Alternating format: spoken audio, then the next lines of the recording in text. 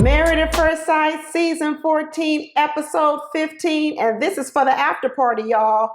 I'm doing videos on all the other couples. At the end of this video, you will see a picture right above my head here, and you can click on it and go to the next video for the next couple. But let's talk about this after party. And you know what? I enjoyed it because they did a deep dive back into the root of these problems. And they should have said the root of the past, the root of all the dysfunction would be. We got some questions answered in this after party. We learned that Michael said that no way is he going to make the first move romantically on Jasmina. Lindsey is still singing the same old tune saying, it's all you, not me. And Olajuwon is actually afraid that Katina might be the one that says no. Let's talk about it. So the drink of the day was a rosy root beer, talking about the root of the problems or the root of the dysfunction, as I'm paraphrasing, because we know there has been a whole lot of dysfunction and trauma up in this season. I think everybody in this whole season needs to have some therapy.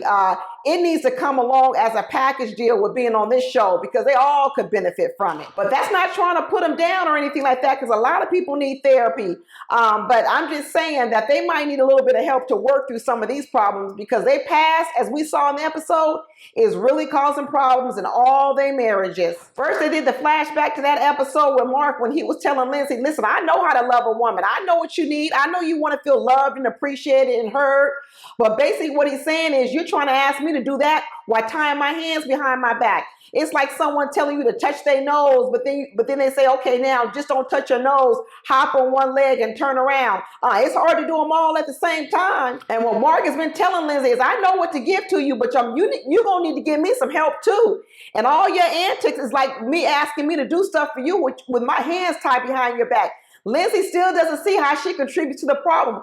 All she does is keep coming up with her hands out, and she doesn't understand what Mark needs from her in order for him to give her what she needs. Even Michael had to chime in, because you know what? He's in the same boat. When you got one party talking about all they need, but you're not worried about what the other partner needs, this is what it looks like. And Michael said he felt for Mark. He said, because as a man or any other person, it's hard to hear from somebody when you're trying your best and give it your all, and the person is still telling you it's not enough.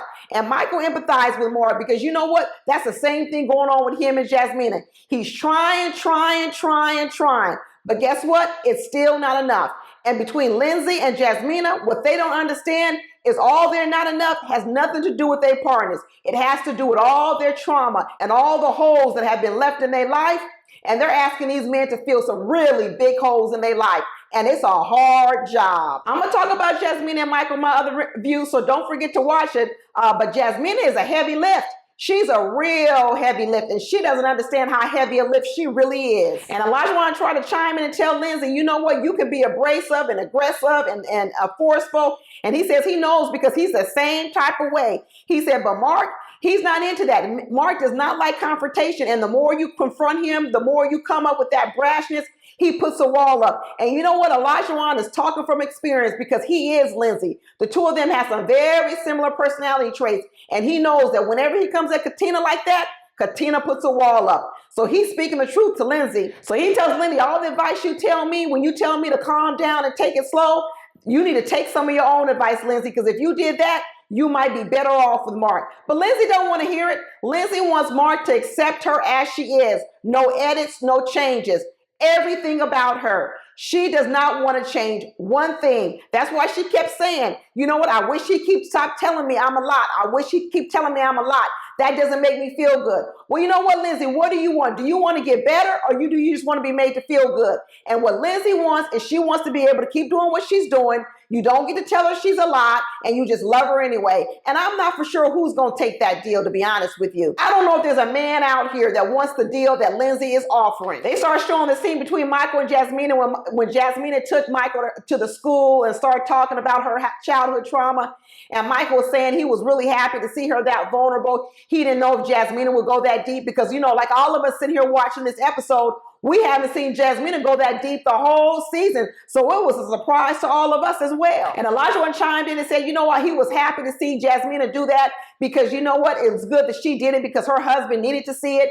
Even Lindsey chimed in and talked about how proud Jasmina is, and sometimes Jasmina needs to let her guard down. You know, it's so funny. We can always see what's going on in other people, but we can't see it in ourselves. That really is true.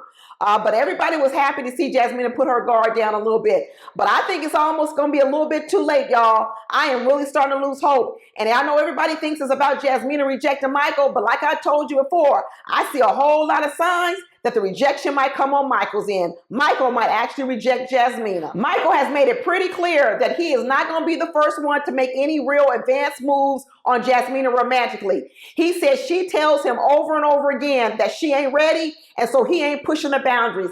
And you know what? I got to respect that. He said he's held her hand in bed. He has touched her. But she tells everybody, and we've seen that. Jasmina tells the experts, she tells us, she tells friends, she tells everybody she ain't there. And everybody wants Michael to make the first move. And he says, he ain't doing it. He said typically in the past, he has been the first person to make the move on a girl. And he feels comfortable doing that. But he says in this situation, he don't feel comfortable at all. And honestly, I really don't mind Michael because you know what? He has had to do a lot more of the moving towards Jasmina than she has done to him. And he's drawing a line in the sand. He's saying on this one, she gonna need to make the first move. Michael's tired of doing all the heavy lifting. He's tired of being the one rejected. He said he ain't doing no more. Jasmina needs to be the first one to take a move right here. Jasmina ain't gonna get to just sit back and let Michael keep coming to her, and she ain't got to meet him halfway. I really do understand what Michael's talking about. Michael said Jasmina may not know how to drive a real car, but he said Jasmina is going to be in the driver's seat on this car. He said he's a very affectionate person, and he said if on decision day they don't have no romance, he just might say no. He said because it's very difficult being in a relationship when the way that I want to give and receive love, which is through affection, we can't even do it. So he's sounding alarmed. He's saying not only does he not feel love, it doesn't make him want to, he can't even give the type of love he wants to give. Keisha and I pulling and brought up the fact that, why didn't we see no letter from Olajuwon? And Olajuwon says, yeah, he wrote a letter, but I guess they didn't show it. And so she asked me, well, what was in your letter? And I really just wanted Katina to see who I was. He had never taken a girl back to his childhood neighborhood or told her any of those stories.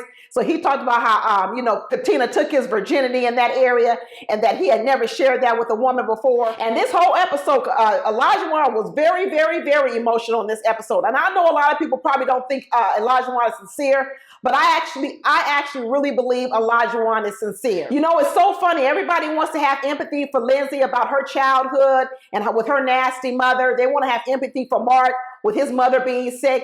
They want to have empathy for Jasmina about her life. They want to have empathy for Noi for being a refugee. But you know what? I really haven't heard anybody talk about the empathy they wanted for Ohlajuwon and the way his dysfunction is showing in the relationship. But Ohlajuwon got to show a lot of it. And basically what he was saying in this after party was that, listen, I grew up tough in a tough neighborhood where you got to look out for yourself. And that's how you survive. Because if you weren't tough, you were going to get run over and you was going to get bullied. And he said, you know what? He knows where it comes from. And he said he knows he needs to change these things. But he also understands this is what made him who he is. And he understands that he needs to change that. Even Michael had to chime in and say, you know what? He gives Ohlajuwon a lot of props for his authenticity because you know what? Ohlajuwon wears his heart on his sleeve. Ohlajuwon started crying, talking about, you know what? He really could relate to Michael because Michael not only has lost his mother and his father, Ohlajuwon said he lost his father and that he wouldn't know what he would do if he was Michael because Ohlajuwon's mother was all he had. So he started really tearing up saying, you know what? He is really blessed as far as he's come in this world because he says a lot of the boys from his neighborhood ain't made it as far as he has. Both Lindsey and Michael said they appreciated Ohlajuwon's authenticity and that he wears his heart on his sleeve. They both appreciate that about Ohlajuwon. We know that Ohlajuwon's delivery is horrible, but you know what? I'm going to talk about in my video with Ohlajuwon and Katina, but some of the things Ohlajuwon says is not the problem. It may be the way he delivers it, but it's not the problem. It may be in the way that he delivers it, but some of the essence of what he's saying isn't the problem. And we're going to talk about this little offer that Katina is giving Ohlajuwon, and Ohlajuwon sounding the alarm saying, I don't want that deal. Because what Ohlajuwon is saying is, I don't want to be fifth in line for Katina. I don't want to be behind school, a new job, a new nursing career, a baby, and Katina also taking care of herself, fifth in line. How many people want that deal? I know I wouldn't. If my husband came home today and said, I'm going back to school to get my bachelor's, then I want to go on and have additional work to become a nurse. I'm going to have to work in a new job and a new internship or whatever you want to call it, residency or whatever nurses call it. And then my husband tell me he's going to adopt a baby, and then he still wants some time to go out and practice self-care and play basketball with his friends. And then after he does all that, he'll get to me. I'll be sounding an alarm on that deal too. So I'm actually with Ohlajuwon, but you can hear about more of what I got to say about it in my Ohlajuwon video. Some of you may not want to hear it, but it's the truth. And what Ohlajuwon is saying to Katina is, why would you want to enter into an agreement with all that? He's saying not only is it a bad deal for him, it's a bad deal for Katina. We all see them bags under Katina's eyes, and she barely making it right now, and all she got to deal with is a job she's had for I don't know how long and a new husband. We know that Ohlajuwon is a lot of work, but I'm sounding an alarm too. I really don't think Katina can handle that all at one time, and it's okay. It doesn't mean that she's a lesser woman. I'm really tired of the world trying to tell women that they can go to school, start new jobs, have babies, get a new husband, and also take care of themselves. This is ridiculous. It really is a plan set up to fail, especially in the first 3-4 years of your marriage. This is why marriages are failing, because you know what? People are putting way too much on their plate. I hate to tell you, but I'm with Ohlajuwon. Katina is going to have to choose. She is not going to be able to do all these things at once. And what Ohlajuwon is afraid of is that Katina is going to choose school over him, because he's already said, I'm not going to be fifth in line, and I don't want that life that Katina is laying out. He doesn't want that life. He's saying he wants to travel before they have babies, and there's no way that Katina can finish a bachelor's degree, go to nursing school, also start a new nursing job, or keep her old job, or whatever you want to call it, all that, and also travel. He is absolutely correct about that. And he was crying on this episode because he said, you know what? He isn't sure what Katina is going to choose, because he's absolutely saying that it's not the life he wants. And he said that if he were Katina, he would choose himself, just like a lot of men would. He said if he was Katina, he would grind out the school for 2 years. And he said he had a conversation with his mother, and his mother said, well, if it's meant to be, it'll come back to you. And what Ohlajuwon is crying about is he's afraid that Katina is going to say no and choose school and her career over him. When Keisha and I Pulliam asked all three of these people on the after party, what scares you about the yes and the no on the decision day? Lindsey said she would say the yes because she has so much fun with Mark.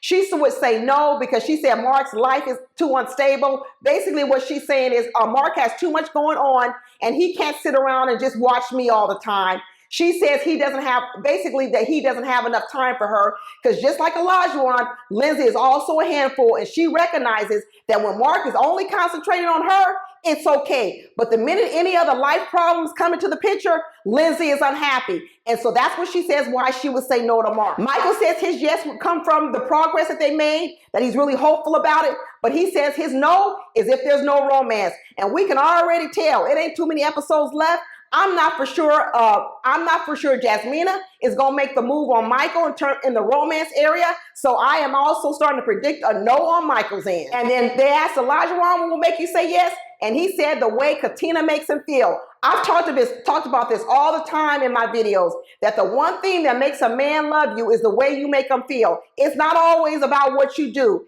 And here's Ohlajuwon finally saying, you know what? It's the way Katina makes him feel. It's not the cooking. It's not the cleaning. It's the way she makes him feel. And he said the way that Katina makes him feel, he loves it. Now, what he said about what will make him say no is Katina having to sacrifice her own personal goals in order to be with him. And that's what he's afraid about. He's saying and will make him say no is what he's saying is he's feeling uncomfortable choosing himself over Katina's goal to finish school and go to nursing school. But he's clear on the fact that choosing nursing school and finishing a career will interfere with the life that he wants. And what he's often said is he wished Katina would have finished her school and gotten her career under her belt, so that now at this stage in her life, she could focus on kids and a husband. But what he's saying is she didn't do that in the first years of her life for whatever reason. Ain't no judgment on it, but it's the truth. She didn't finish those things. And so now at this moment in her life, she's having to do career,